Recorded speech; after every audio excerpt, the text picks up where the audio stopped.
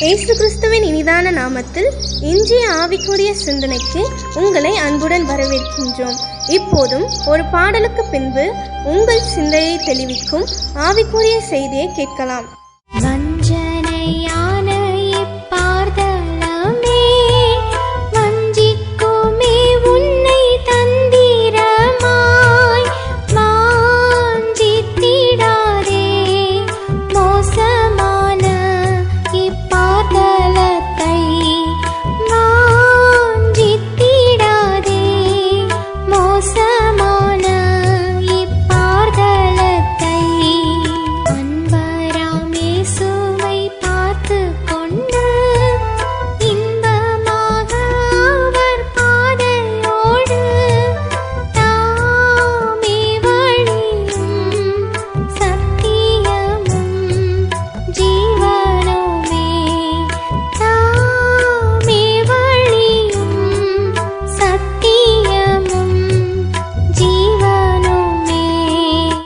ஆண்டவரும் இரட்சகருமாக இயேசுவின் இனிதான நாமத்தினால் உங்களை வாழ்த்துகிறேன். கர்த்தர் கிருபையாய் மீண்டும் ஒரு புதிய நாள் நம்முடைய வாழ்க்கையில் கொடுத்திருக்கிறார்.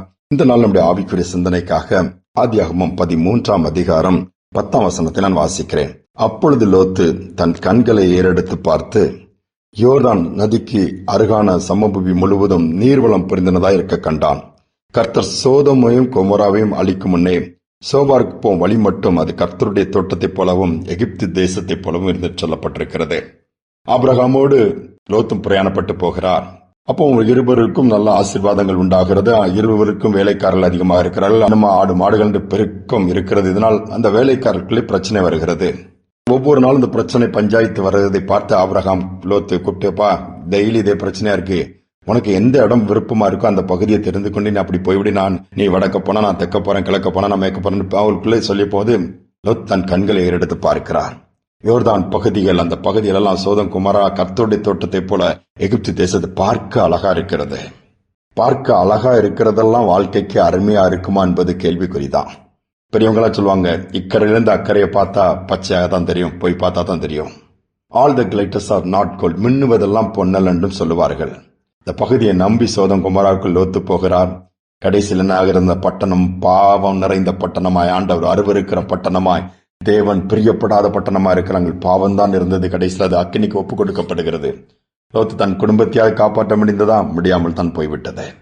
யோசித்து பார்ப்போம். அநேக நேரம் நம்ம ஆசைப்படுகிறோம், அது இருந்தா நல்லா இருக்குமே, இது பார்க்க இவ்வளவு அழகா இருக்குது, நமக்கு இப்படி இல்லையே அப்படி இல்லைன்ட்டு நிறைய நேரம் சிலவங்க தாங்களே நொந்து கொள்வாங்க. நான் அழகா இல்லை, நான் கலரா இல்ல, பழத்தியா இல்ல, ஒல்லியா இல்ல, அப்படின்னு பல விதத்துல ஆண்டவர் இருதயத்தை பார்க்கிறார்.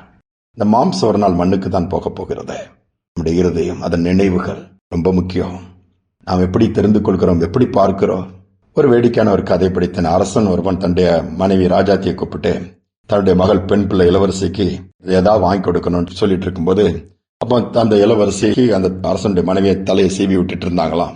அவர் பிளாஸ்டிக் சீப்பை வச்சு சீவிட்டு இருக்கும் பார்த்து, ஏமா நம்ம பிள்ளைக்கு பிளாஸ்டிக் சீப்பை வச்சு சீவிறான்னு சொல்லி உடனே ஒரு பொன் செய்கிறவனை கூப்பிட்டு தங்கத்துல ஒரு நல்ல சீப்பு பண்ணி கொடுப்பா அப்படின்னதும், ராஜாவாச்சுதான் ஆர்டர் பட்ட உடனே வந்துருச்சு, ரெடி பண்ணி ஒரு வாரத்துல வந்ததும், இதை பயன்படுத்திக்க நம்ம பிள்ளை சாதாரண இந்த சீப்லாம் பயன்படுத்தக்கூடாதுன்ட்டு உடனே அந்த ராஜாத்தி எடுத்து தன் மகளுக்கு அதை வச்சு அந்த தலைமுடியை வாரி விடும் பொழுது அது கத்த ஆரம்பித்து, அம்மா வலிக்குது, அலற ஆரம்பிச்சிருச்சு. பார்த்தா அது செட் ஆகல. அடுத்த ராஜா கிட்ட போய் கம்ப்ளைண்ட் சொல்றாங்க, இந்த தங்கத்தினால செய்து கொடுத்த சீப்பு செட் ஆக மாட்டேங்குது, எனக்கும் கை வலிக்குது அதை வச்சு பண்றதுக்குன்னு சொல்லும்போது ராஜா அதை எடுத்துட்டு போய் அவரு தலைமுடியை சீவி பாக்குறாரு. அவருக்கும் தலையில வலியை கொண்டு வந்துருச்சுது, பெயினா கையும் கஷ்டமா இருக்குதுன்ட்டு.